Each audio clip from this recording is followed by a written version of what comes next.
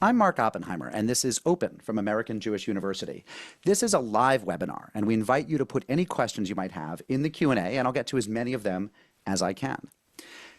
Today on Open, we are talking with Shira Telushkin. She is an alumna of Yale College and Harvard Divinity School, and she's an adjunct professor at the Newmark School of Journalism at the City University of New York. She's working on a book called How to Forsake the World about monastic communities, which will come out in a year or two. But the reason I wanted to have a conversation with her today is because of an article she wrote for The Atlantic magazine earlier this month. It was called The New American Judaism. Rabbis are in short supply and congregations are struggling, but Jewish life is still thriving. And the whole article was really, really interesting. And Shira, thank you so much for coming on Open. Yeah. But the part I wanted to talk to you most about, the part that I couldn't get out of my head as I tossed and turned that night trying to sleep, was the part where you say that rabbis are in short supply. Because I have friends from a lot of different religious denominations, different traditions, and it seems that the clergy shortage is something that you see just about everywhere. It's quantified in different ways in different places. It's particularly acute, I think, for Roman Catholics. But even within American Judaism, it turns out right now we already don't have enough rabbis to serve all the Jews who want a relationship with a rabbi. And this is an interesting take on the problem, because what we tend to hear about as Jews is that there are too few Jews who are affiliating. The Jews aren't going to synagogue, they're not joining congregations, they're not interested in participating in organized Jewish life. But in fact, there are a pretty strong number who are interested, and the problem for them is there aren't enough clergy to serve them. So the problem is not the demand side. There's enough demand, so to speak. The problem is the supply side. And I wanted to have you on Open to tell us about the rabbi shortage. So first of all, what is this shortage of rabbis? How are we to understand the shortage of clergy in American Judaism right now? Yeah, thank you so much for having me on. It's a topic that I thought would be a sort of quick article, right? One of those things where I could go in, get the numbers, and it really ballooned in a great way, because it turns out there are so many angles and crevices in this story. There's two ways to think about the rabbi shortage. And one, the question I had to tease out was, is this a crisis for the rabbinic schools, or is this a crisis for American Judaism? Because everybody would agree that the numbers of people who are enrolling now in rabbinic schools are so much lower than they've been historically, that it's very clear the model of training rabbis that has existed in America for over a century will not hold and has to change. And that's one story. But when the story really developed its heart for me was when I started to speak to all of the congregations and synagogues and temples that could not find a rabbi and have not had a solid rabbi serving their community for years at this point. So what's very clear is that there's a lot of people today who are interested in being Jewish leaders and doing Jewish education and living vibrant lives, maybe in their Judaism, but there's simply not enough people who are interested in going to a congregation, doing the bar mitzvahs, the bat mitzvahs, funerals, weddings, taking the call when somebody's sick. And that could be on the coasts, it could be in smaller congregations. And it means that you have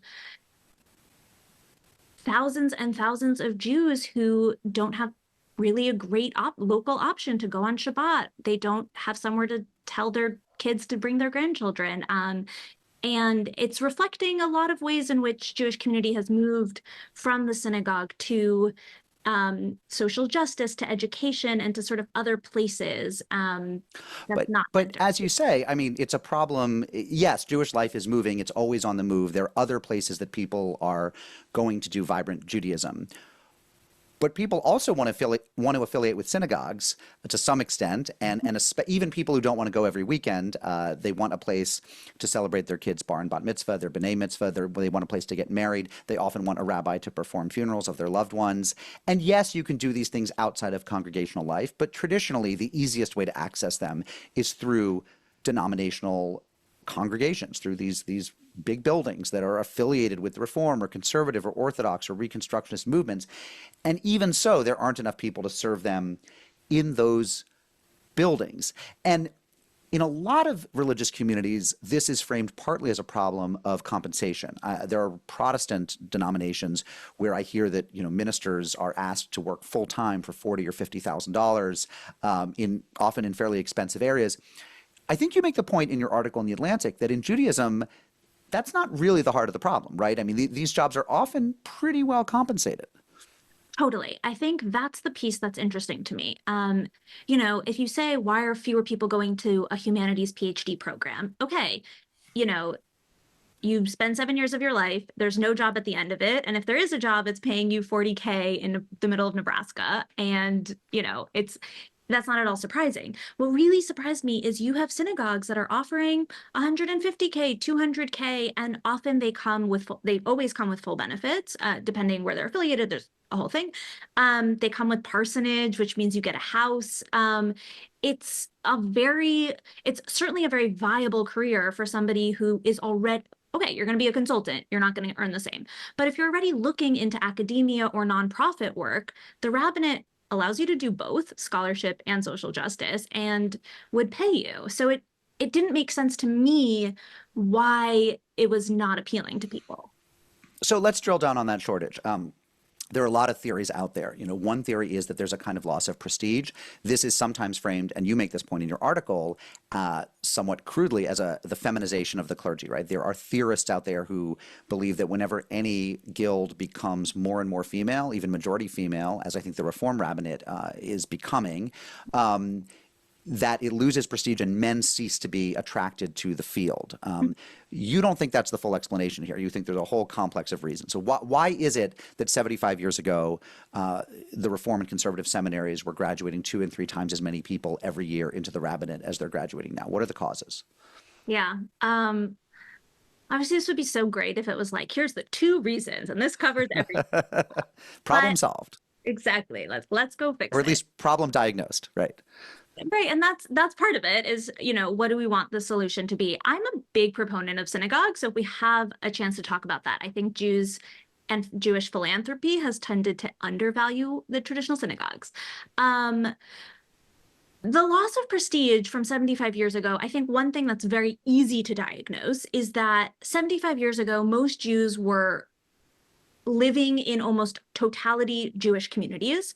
I make this point in the article, and I think it was an insight that was given to me particularly by Rabbi David Wolpe, who said, when Jews came to America, right, they needed the rabbi to sort of translate their Judaism into America. And it wasn't to engage or not engage with your Judaism wasn't a question because everyone had to figure out how to navigate being American. And you just naturally had questions to bring to the rabbi. So rabbis didn't need to do this like same degree of outreach. It was more like a doctor or a lawyer, like they were just needed figures in the community. Today, I think the loss of prestige is that a rabbi can be a much more elect, position for a lot of people. You don't necessarily need a rabbi, except in those cycle of life moments where sometimes you do. But it feels more like they're, as one rabbi put it to me, like you're like a peddler, right? Just trying to attract people to Judaism and shout out your favorite texts and your most meaningful insights. And they can just walk on by, which is very different than when you're there and people are coming to you. So I would say that I think the main thing for me is that we don't know today what a rabbi should be. And this is impacting why we don't know what the schools should teach, why students don't know if they should get a PhD in Jewish studies, or they should go to social just work, or if they should go to rabbinic school. Outside of the Orthodox world, we don't know if a rabbi should be a scholar, a manager, a sort of business executive, or like a community manager, or like a comforter, chaplain kind of caring profession. It's the demands are way less clear because we're trying to sell Judaism in a very different way. Which probably means that the most lucrative pulpits at the biggest congregations where there are multiple clergy are probably more attractive. I mean, they're more attractive because of the income, but also you don't have to be all things to all people. If you're at a synagogue where there are 3 clergy, maybe 3 rabbis and a cantor, and this would be a minority, but this would be several dozens of American synagogues. you can be the sermon giver, and then one of your colleagues is the one who does the preponderance of the hospital visits, and someone else is in charge of the B'nai Mitzvah program, and everything gets done. And maybe you overlap for sure, but you can specialize and you can do the thing you're extremely good at.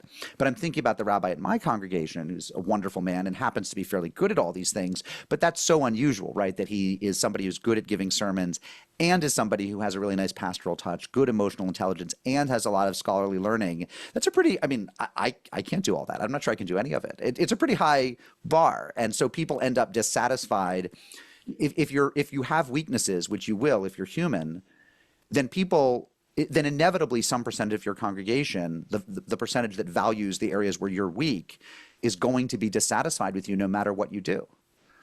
Yeah, though I think in an interesting way, most rabbis who want to serve congregations are the ones who kind of have that broad array of skills in a lot of ways. Not all of them. And as congregations have gotten more desperate, they'll often sometimes choose a rabbi who might be more of a scholar, but feel shy about calling people when they're in the hospital, right? And then the whole congregation's like, you were in the hospital and the rabbi didn't call, and now everyone hates them, right? Which is, if you're sending a 24-year-old kid out to a sort of rural community where most of the congregants are going to be 60 plus, and you need somebody who has a certain kind of go-to to be able to do that. And, obviously, historically, a rabbi was a scholar and sat there and didn't give sermons and didn't visit people, right? Like he was always a he, and he was a Right. legal decider.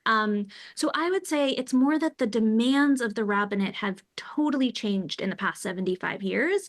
And in the past 30, but that kind of lasted, right? Like through the 90s, these schools were graduating 30, 40, 50 kids a year each, and they were going off to doing positions. What's really changed in the past 20-ish years is that the denominational ideology structure has just totally ceased to be a meaningful way to organize how anybody accesses Judaism. So the landscape looks totally different, but the formalized rabbinic schools and all of these big, huge buildings, as you mentioned, which were all built in the 50s, 40s, are all cast in stone, and they move slowly, and it's very hard to have them now reflect how people are thinking about their Judaism. So then I'll make this last point. What's happened in response is we've gotten a proliferation of other options. Everyone comes in saying, oh, I'll solve this because it's not working.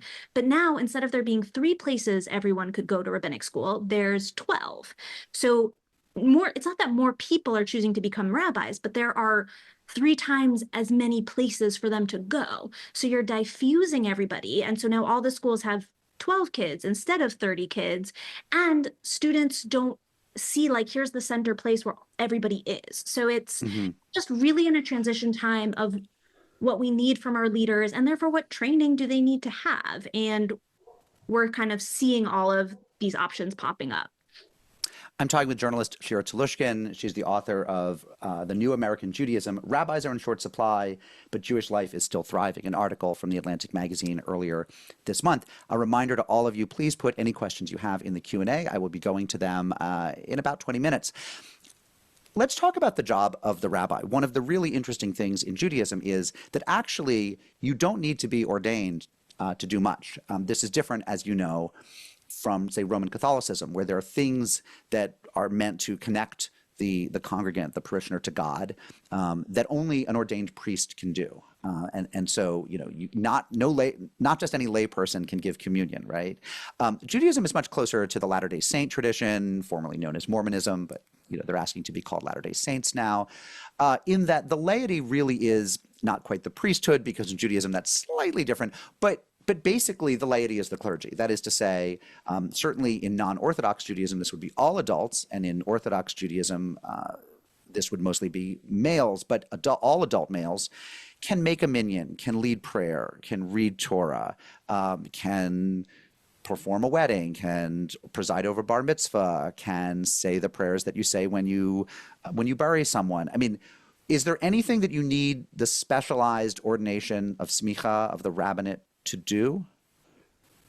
In terms of the sort of day-to-day halachic Jewish practice, not really, right? You could have a lay community that there's some questions sometimes about a the signing of the ketuvah at a synagogue when you have a wedding, though you really What just about serving on a Beit Din for conversion? that's what I was going to say. So the Sorry. day-to-day stuff, yeah, no, it's totally the day-to-day stuff, not really. And you see this in a lot of the independent minyanim that have sprung up.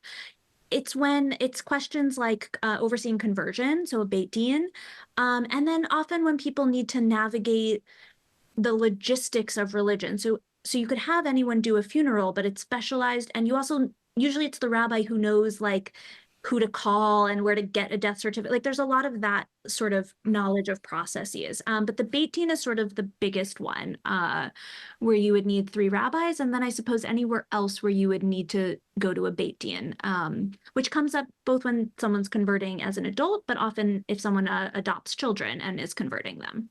Or is going through a divorce, right? That would be another pretty Yeah. significant one in That's Jewish life. That's to sign a get. That's a pretty Right. important one. So there are these specialized things that do come up in many, many lives, but in terms of the percentage of hours of work that a rabbi does, the vast majority of it could be done by educated lay people. So how much does that connect to the traditional rabbinic training? And maybe you could say something about what the traditional rabbinic training is. You know, in American religion, the training you need to be a clergy person ranges in some forms of Protestantism from really just a kind of sense that you have the Spirit, that the Holy Spirit is working through you, and someone can, you know, lay hands on you and ordain you, and then you're seen in your tradition as qualified to preach the word, all the way through to, I would say that Judaism has as high a bar as any in terms of the amount of education that's traditionally been required.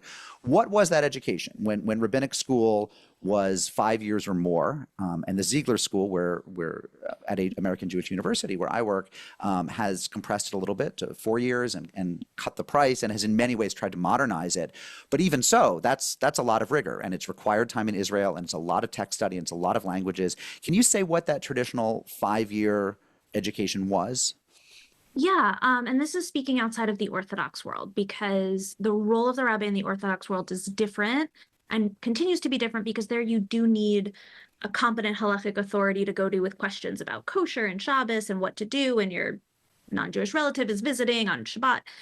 So I'll say outside of the Orthodox world that generally there you want them to have a grounding, and I don't know this, I actually don't know fully, but there's generally the idea you want students to have a grounding in Jewish texts. That's the Bible, the Talmud, the Jewish legal code, so that they know where to go to look for things. They have competency in translating it. Hebrew has always been a requirement, some proficiency in Hebrew. There's usually a year in Israel so that students feel that they can approach questions about Israel and Jewish identity with confidence. And then a lot of the like liturgical work. So understanding how to oversee life cycle events, weddings, funerals, bar mitzvahs, both on the technical side and just in a spirit of joyful, proficient Judaism. And then so you'll learn through the laws of kashrut, of Shabbat, the laws of mourning, the holidays. You know, there's so many Jewish holidays. And so there's kind of both the sort of broader Jewish texts and the life cycle events. I will say, Mark, to the question of the length of rabbinic school, something that is also very modern, if 20 years counts as modern, is that about 20 years ago, the Jewish community, whatever that means, kind of went all in on lay community and non-affiliated Jews. And that means that today there are more opportunities than there ever were for lay education and lay leadership. So there's 2 groups of people today who tend to go to rabbinic school, and they have diametrically opposing demands. So one would be this super trained group of lay students who, you know, did all these pluralistic Jewish programs in high school, led their college minyan in college, maybe spent 5 years. They spent every summer at Hadar or Svara learning Talmud at Pardes. They're so good at Jewish texts. They could lead the most complicated high holiday thing at the drop of a hat. And they just need a degree to like formalize their participation in the Jewish world. So they go to rabbinic school and they really need a very high level. But at the same time that we've had these, and these are lay opportunities that in the 50s didn't exist. If you were a conservative Jew in the 50s, you were like a rabbi, or you knew stuff from your grandparents, but you weren't like studying Talmud every summer. That wasn't an option. But then you have on the other side, as the other trend, the reason all this funding has happened is because on this side, you don't have people going to Hebrew school in the same way. You didn't have the grandparents like you had in the 50s who knew everything. So you have more Jews than I ever. love the idealized I'm going to call my grandparents from the hereafter and say, you knew everything, right? I mean, It's funny because but we're I actually know your point. it's my grandparents' house, so maybe Right, it's right, spirit speaking to me. But right. then so more than ever, you have students today who grew up who would be probably like amazing rabbis, but they only in college encounter this. So they come to rabbinic school and they're like, I've never really kept Shabbat. None of this is native to me. I certainly don't know any Hebrew. And so it used to be that students got to rabbinic school knowing everything a competent lay person knew, and it took 5 years. And it still took 5 years to learn everything I just mentioned. And now you have students coming to rabbinic school knowing like they don't have 20 years of being raised in it. And so you have these two groups in rabbinic school. One needs everything to be as accessible, right? So really downplay the Hebrew requirement, really downplay just to like get these students, I call them kids, I don't know why, but like who would serve the Jewish community so that they feel like they're coming into a place that's welcoming to them. But the moment you do that, you then have the students who are coming in who know everything, who feel like there isn't really a place for them to train at the level they need. And if you serve one, you're really not serving the other. And I think that has just never been the case before, right? In the American Jewish community, where there was such a bifurcated a path that people took to rabbinic school. And rabbinic schools are really caught between who to serve and what to do.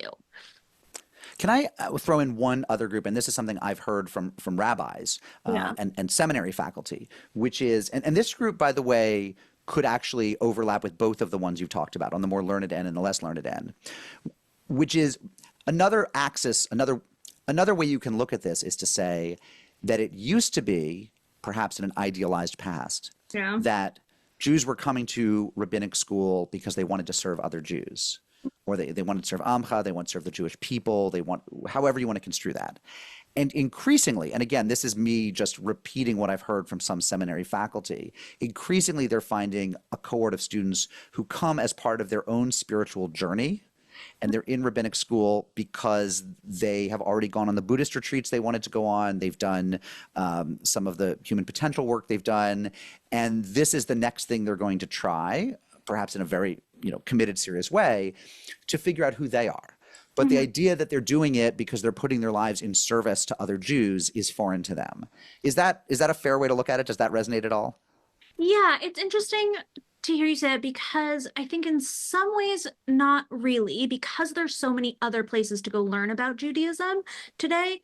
Pardes, Drisha, Hartman, Hadar, I'm sure there's a million I'm not mentioning. But there is, and I would put that more in the second court category. There are people who it's not quite second career. It's maybe people early 30s who sort of feel like they've never found their niche and are wondering if serving the Jewish people is right.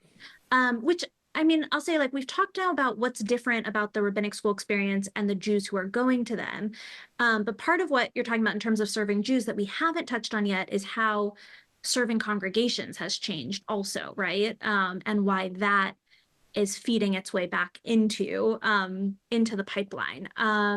So I'd say that because that would be a population of people who aren't as interested in serving congregations. But it is such a huge that population exists. I don't think it really defines defines a lot of the students in rabbinic schools. I think a lot of students in rabbinic schools might have gone through that path and therefore learned about Judaism in other places and then have winded up in seminary specifically because they want to go serve other Jews.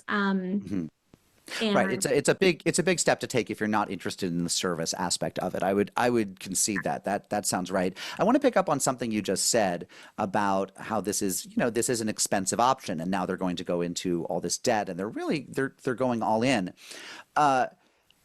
Rabbinic seminaries are not free. They are expensive.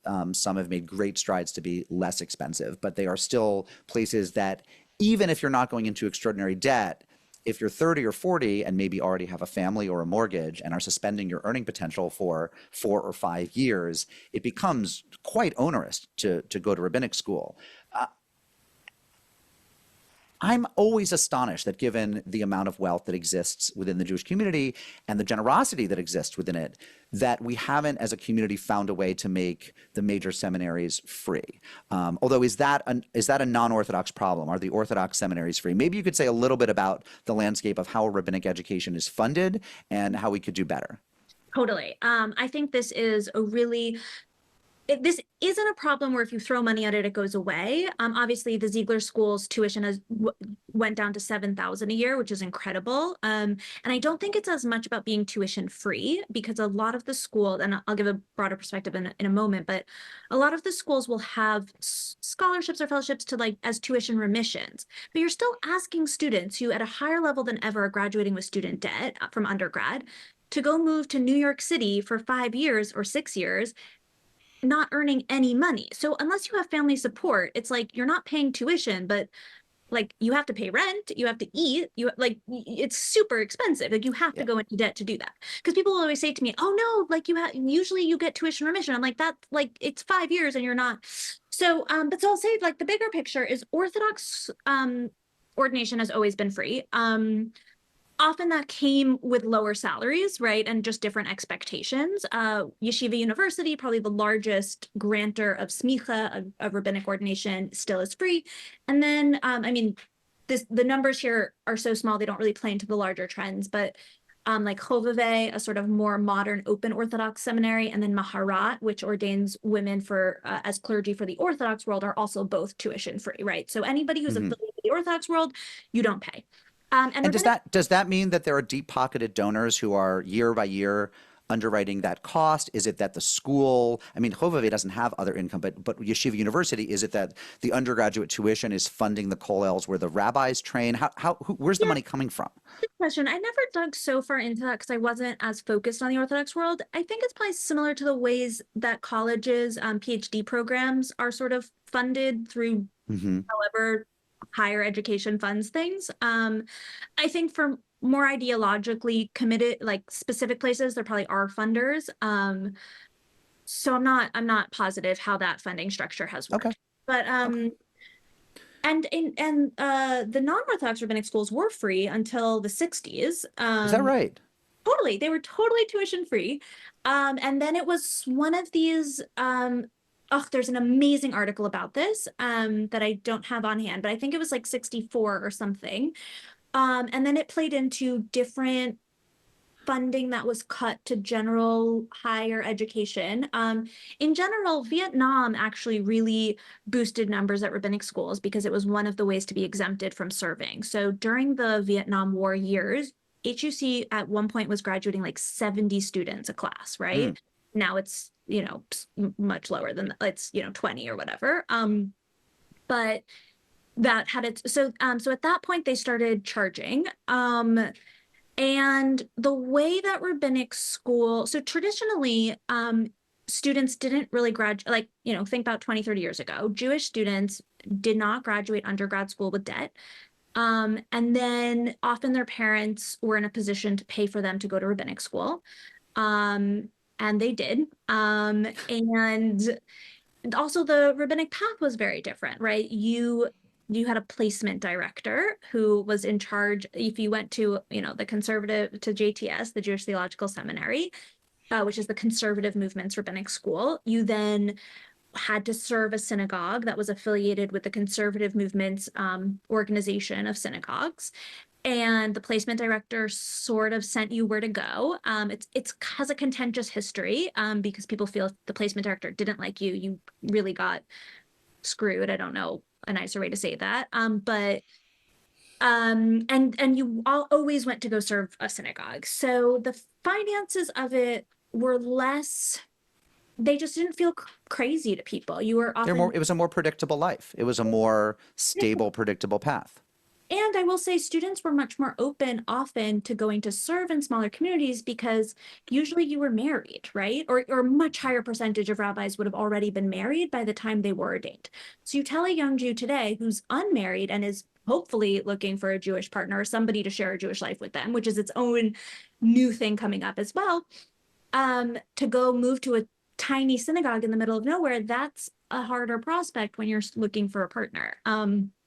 And Yeah. these are some of the congregations that don't have rabbis, is the ones in smaller communities, right? So it might be partly a salary or a kind of isolation problem, but it's also a social life problem, not just in terms of partnering to marry, but also in terms of, do you have a community of people who might have your level of Jewish knowledge or Shabbat observance or just to hang Jewishly with in a community with very, very few Jews?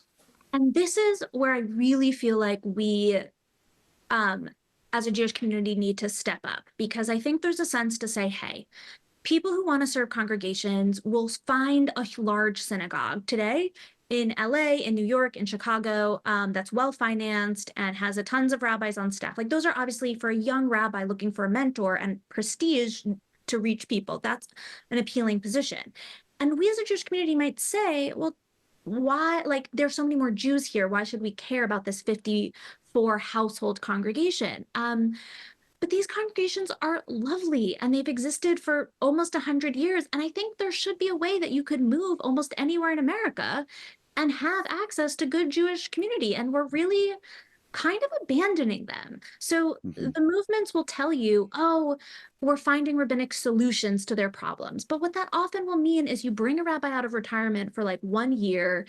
Maybe he comes in to do high holiday services. No, you need somebody who's building community. You just have someone who drops in and does services. That's not going to build community. Mark, the most heartbreaking conversations I had in reporting this story was talking to small congregations who would tell me, like, let's say 400 families somewhere in Iowa. And they would say, oh my gosh, the 5 years that we had a rabbi, he was great. And his events were like, his lectures would be like events in the community, and everyone enrolled their kids in rabbinic school. And it felt like the whole Jewish community came together. And people really, like, you get a call from the rabbi when something happens to you, you want to come back. And then when he leaves, the lay leadership tries, but there's something about a rabbi who it's their full-time job to build community and to be thinking proactively and not just fulfilling needs here or there. We all know there's a difference between somebody who is just keeping the wheels spinning, but if the numbers decrease, there's nothing they can do. And the person who's like coming in with that mindset, how can I grow community? And these are Hmm. communities, which then means you could have young Jews who grow up feeling really proud of being Jewish because they went to a synagogue, but their parents aren't going to keep going back to a synagogue. That's not good.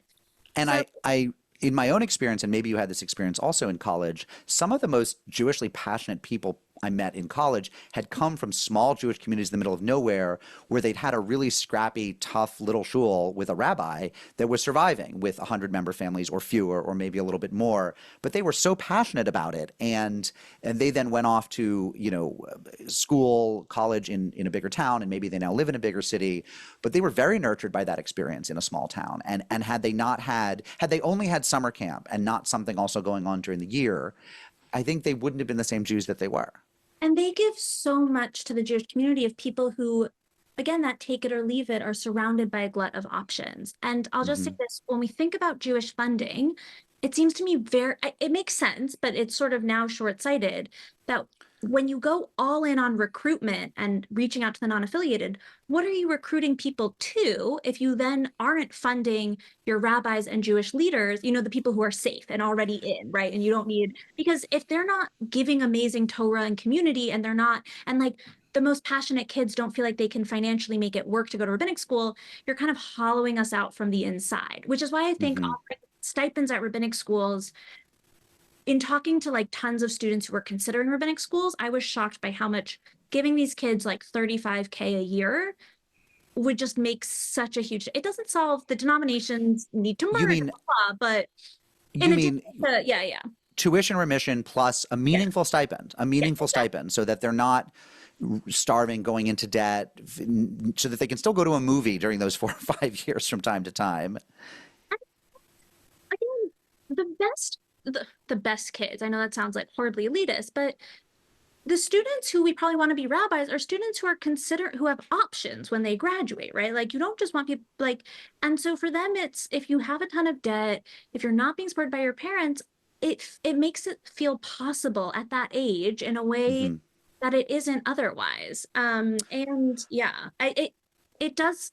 If I had one suggestion, yeah, to Jewish funders, I think this would make I I will be candid. I do often feel when I'm talking to large groups of Jews, and I'm talking to many hundreds right now, as are you, that there's the money in the room, literally, to solve this problem. You're talking about several dozens of people a year who we're asking to go into debt or to live fairly poor lives for a substantial chunk of often their 20s, who, if it just felt a little bit more accessible, like the community was supporting them, not just with prayers and hopes and dreams, but with money, as much as they're supporting the new wing of the local art museum, they would do it. I want to go to the Q&A, and I want to invite everyone who's joining us to talk to Shira Telushkin about her article in the Atlantic magazine, to put questions in the Q&A. It's a very robust Q&A already, lots of questions, and I'm not going to get to them all.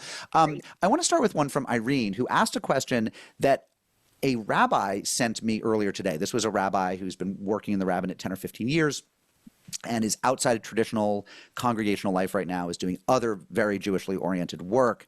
And this rabbi said, I can't make it, but please make sure to ask her how much of this is the fault of overly demanding boards of directors at congregations. And now we have a question in the Q&A that says, do you think another problem is that congregations are too demanding, not only expecting them to be good at everything, but expecting them to be at the congregant's beck and call all the time? So I want to take that question, but I want to push it a little bit further, because earlier today someone said, often, and this was someone I think with some experience in this regard, sometimes the boards are simply impossible to deal with, that they simply don't give the rabbi enough rope, enough freedom, enough trust, enough of a runway to prove success.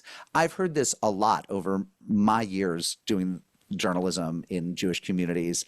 And of course, I've also served on a synagogue board, and I don't blame myself, but maybe I should. So looking in the mirror, how much are synagogue boards to blame, or synagogue laity? Yeah, I think congregational work has begun to feel impossible for a lot of rabbis. I think I quote this in the article, but the number of rabbis who told me they will not when they see great like young kids, they would never tell them to go into the rabbinate. As one put it to me, why would I wish this life on someone else, right? And that's I must have interviewed, I interviewed 60 people for this story, more or less, and everyone told me that rabbis are not recommending people to go into the rabbinate anymore. Like, they won't do it, their colleagues won't do it. And every rabbi also told me that they could remember the moment that someone told them, you should be a rabbi. And that was the first time that they allowed themselves to think about it. I think where boards have become impossible is that they want, I think first off, interfaith and Israel and other questions have become much more contentious, and rabbis often don't know how to thread that. And they also often want the rabbi to have a public statement on everything in a way that riles people up. And I think what I heard across the board from rabbis is that this work was always really hard, right? You had to come home from a family vacation because of a funeral. You had to field a call late at night because of a crisis. But it's becoming really hard now because boards aren't coming to rabbis for spiritual guidance or authority, but are seeing them as kind of the grunt men and women to do the sort of annoying work of a synagogue. And I think as it's become more of a a la carte service, you don't need the rabbi. We have turned people, especially with money or power, approach the rabbi more as in a consumerist mindset, and you're not serving my needs, as opposed to, wait, am I not serving God's needs? That's an idealized way to think of the past. I mean, put another way, they're treating them as the help. I mean, they're treating them totally. I think the best rabbis, not the best position for a rabbi is not that, who can evoke charisma and a certain degree of spiritual authority, but the dynamic has changed, and the work has become 24/7 for needs that don't feel as spiritually urgent. Lori asks, I want to move on to a lightning round of some more questions. Lori says, what other models of rabbinic education should be considered? Christian clergy are ordained after just 3 years. And I would push that great insight even further and say some Christian clergy are ordained after even less. But that's not really the question. The question is, what does a Jewish clergy person? What does a rabbi need to be effective? And let me put you on the spot and say, if you were to design rabbinic education for the non-Orthodox world, is it 2 years? Is it 3 years? Is it how much, Tanakh is it? How much Mishnah? How much Halakha? Like what should they be doing if you had to guess? I think there's also a world where we move more towards a different model where it's more about certifying people in the rabbinic bodies than saying everyone has to go to a rabbinic school, right? So it might more be like, what are the skills we think a rabbi needs to have? And if you've already gotten that elsewhere, you could apply to the RA, to the rabbinic assembly, and get it. I'm partial to this idea of a model that's more, you spend 1 or 2 years learning intensely, and then you move into like internship. Like a lot more of rabbinic school is actually hands-on work in synagogues and Jewish communities, I think. And the idea is that you continue to learn and grow. So maybe we even have a longer period before you're ordained, but you actually start working in synagogues after a year or two. And I think some model like that has people learning everything they need in tandem with working in community would kind of better serve what we. And then, but I also think that we need a better certification model. And we haven't even touched on this, but the denominationals merging is its whole own thing. And we're only talking about congregational rabbis, right?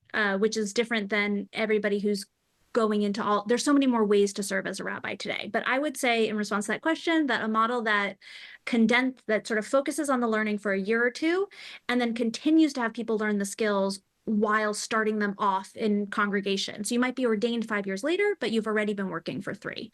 But it would also help some of the money problems because students would be earning earlier. I want to go back to some of the things you said earlier about this profusion of Jewish life that came about, I would say, from the 1960s, late 60s on, not only with all the different learning opportunities, and my kids have benefited from some of them, and a lot of them are free and well-funded. If you apply, some of them are very hard to get into, but some of them are less hard to get into if what you want to do is spend your vacation, your spring break, or a month in your summer learning Torah or learning basic, getting a taste of Talmud or something. There was really a profusion of opportunities for Jewish people to learn without breaking the bank. There are also more different kinds of places than ever for Jews to pray and to gather. There's been a kind of breaking of the mold. But I was also getting the sense from you that also created a problem, because this diffusion has meant that a lot of the not just the legacy institutions, but even some of these institutions themselves find pretty quickly that they are pretty weak in certain regards, right? I mean, you can have a very robust lay-led minyan of 40 or 50 people, but then if you have some children and want to educate them in a Hebrew school, or if you need to do funerals and your entire minyan is kind of graduate students, all of a sudden you say, wait a second, where's the big congregation with the professionalized clergy? So did Judaism get too liturgically diverse? Did it get too, was there too much energy spinning in too many directions? And is there something to be said for pulling it back to the center a little bit? Yeah, it's not DIY, but yeah, there's kind of a do your own Judaism. I think anytime you're in a moment of transition, you're gonna have a renaissance of ideas, because there's not a center to pull back to, right? The center was a world where everybody had job stability and everybody got married after college and moved to a small town in the suburbs, right? The center we would pull back to is a center that just doesn't exist in America. So we do need something different, because the world that the Judaism, the institutions we have now were built to serve a world that does not exist. So we can't go back to that. So I think everyone's trying to figure out, well, what does that future look like? And we want some consolidation, some standards for what it means to be a rabbi, right? If you're going to be an ambassador of the Jewish people, we want you to know what the Talmud is, and be able to move with the grace and holiness. And I think people are trying to figure out, then what do we need? And what do we need what basically it's the statement I opened with, which is we're trying to figure out what a rabbi should be today if he's not a scholar that is answering halakhic questions like he's been for hundreds of years, and he's not a sort of entertainer, public speaker, community manager like we thought we were going to need forever, but we actually only needed for 30 years as we assimilated to America. They are going to need to be something different and like inspiring. And so I think Hmm. all of these different solutions that have popped up are trying to offer different answers. And I'll say it's one thing that feels different than some of the Presbyterian crisis and the Catholic crisis is you see a lot of energy within the Jewish community for what's growing up between the crevices and the surfaces, right? The ecology movements, the Kohenets, the Svara. And I think that energy will settle into something good and strong. What I'm worried about is that it will it will settle into something good and strong, but not with any of the infrastructure that we've already built, so that there won't be any Jews talking to each other. And synagogue is the one place where you kind of go every Shabbos, you encounter Jews who don't think like you. And I wouldn't love our Jewish leaders to be rabbis who went to rabbinic school and then went to serve an ideologically niche segment of the Jewish community. And they didn't have to encounter the Amcha, right? Like they didn't have to Right. encounter and serve Jews. So I do think we're No, moving in that direction. I And yeah. I think that's really important. I mean, one of the things you're talking about is that the Jewish clergy guilds or that Jewish congregational life is at risk of being polarized the way that American civic life has been polarized. That's the Republican shul, and that's the Democrat shul, or the liberal shul, or that's the funky counterculture shul. And if we become that, if we're not encountering people with different points of view, also people from different age groups, right? That there's virtue in the old transgenerational shul where your little children got to meet people who, if not their grandparents, are their grandparents' age and got to know people different ages. It just seems so important, and I think that one of the things that happens with these things, as you say, growing up between the cracks, is they at least often start off serving a small group of people who are fairly like-minded. They can grow into really big things, and I don't mean to be at all unfair to them. One of the questions in the chat, I think, speaks to this in some way. Sometimes the people with the wisdom and the ability to bring lots of groups together are older, and a couple people in the Q&A have asked about second career rabbis. Should there be different on-ramps for people who already have a lot of knowledge of congregational life, maybe have managed things in their career because they've just been in it a long time, and are Jewishly passionate and want to be rabbis, but maybe for all sorts of reasons don't have 5 years and the ability to relocate? I guess one thing would be the thing you talked about, which is that the denominations could ordain people who didn't go through their seminaries. Are there other ways to think about how to get second career rabbis in the door? Yeah, and there's certainly options that again are springing up to offer that, which are also just further splintering and proliferating what's available. I think that's an interesting question. There's a separate question of people who do go through the rabbinic schools, and I think older rabbis sometimes find that they're not as appealing candidates. They also are often a little bit less able to move, like you don't want to restart your whole life somewhere. But I do think I think yes, but you still being a layperson is different than being a trained rabbi. But that is a population that could really serve the communities in different ways, as long as, they're open to adapting and serving all of religious life and, everything that's coming up around it. But you don't want it to turn into what you were talking about before with the spiritual seekers, right? Where you're maybe like if you actually just want to learn more about Judaism for yourself and grow, which sometimes when people are closer to retirement age, they suddenly have the time to do that. That's different than going into a super demanding career that, is just takes a lot of time and a lot of resources. So Hmm. Hmm. I don't know if having I don't know if having a separate option is better than just figuring out how to have an option for anybody who's coming to the rabbinate already with a ton of the skills they need to do the work. Hmm. Um, I'm going to take two more comments and then we're going to say goodbye for the day, though it would be great to talk again. I feel we've only scratched the surface. Joshua writes, what about the demands on rabbinic spouses or partners? How has that changed, especially with more women rabbis? Traditionally, there have been very high expectations of the rabbi's spouse. Do you see this changing, and what role do you think that plays in a person's consideration of the rabbinate? And I will say that I'm sure you've seen this as well. I know you have friends who are rabbis, and among my friends who are rabbis, the ones who are partnered find that it's always some sort of negotiation of how much, especially if they're in a congregation, right? How much of the family time can get eaten up by the congregation. I mean, literally, how many nights a week is the rabbi spouse allowed to go out to serve congregational needs, and where is the line drawn? And then is, is anything expected of the spouse? Because the spouses increasingly will have their own careers and may not necessarily have signed up to be full-time free labor for the synagogue, which is often what rabbis' wives were. So what about the changing roles of spouses? Yeah. I mean, up until the 19th set, I had one rabbi who was ordained in 74. Uh, you were interviewed, your spouse was interviewed, right? Any synagogue that brought you out, like also did a full day with your, always at that point, your wife, to make sure they liked her too. And then in 74, this rabbi told me the wives kind of like staged a rebellion and said, we're not gonna be interviewed by the boards. Um, like a lot of careers, also the demands of the rabbinate grew up and were structured with the assumption that there was somebody at home taking care of the home and helping out and also making phone calls. My dad's a rabbi and my mom is a chaplain and very active, and certainly they're a 24/7 team, and it would be hard for me to imagine one of them doing the work without the support of the other person, assuming that this is a 24/7 job. Spouses not kind of signing up for the work as a part-time job has certainly made the role feel even more demanding. And it limits locations and where you can go because your spouse has a career.